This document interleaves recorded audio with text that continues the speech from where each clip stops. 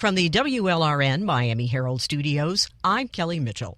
Our weekly focus on Latin America and the Caribbean takes us to Brazil. Just as this country is poised to take the global stage with the upcoming World Cup and Olympics, turmoil and protests break out over a transportation fare hike.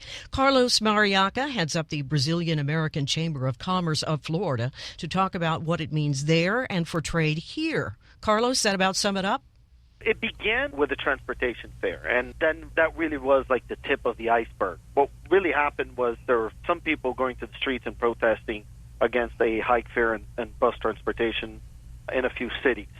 What really took it to the next level was one of the nights there were about 5,000 people protesting. It wasn't a very, very large group, but they were met with a la force by the police.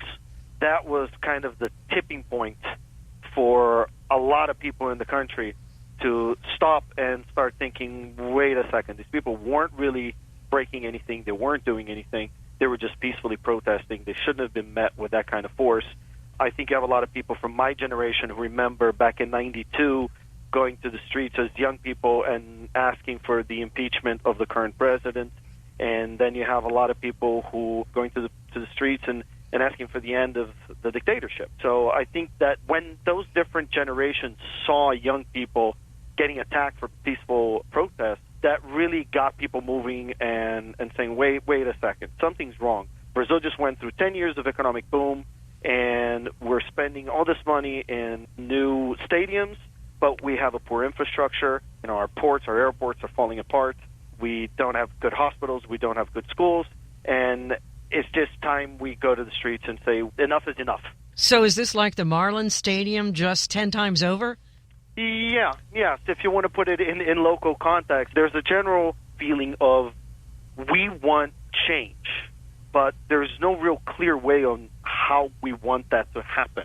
Well, some of the people protesting would put up posters saying, there's so much I want to complain about, it doesn't fit in one poster.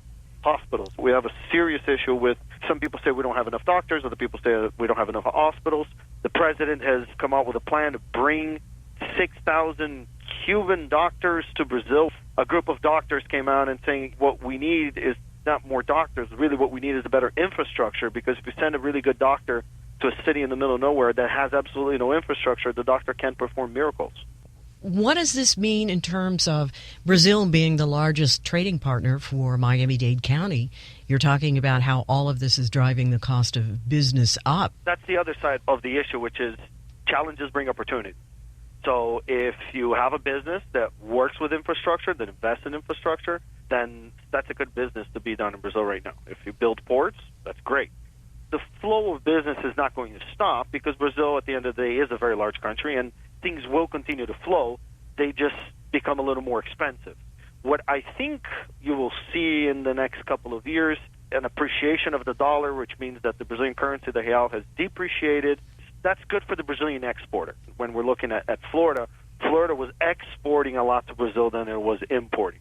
And that will make the Brazilian product more competitive, and Florida will start importing more from Brazil than it is exporting at the moment. Thank you so much for taking the time to try to lay this all out for us. Brazil is such an important partner when it comes to South Florida that anything that happens there is of importance to us. Thank you very much for the opportunity. I know these are very, very complex issues. This is WLRN Miami Herald News. I'm Kelley Mitchell.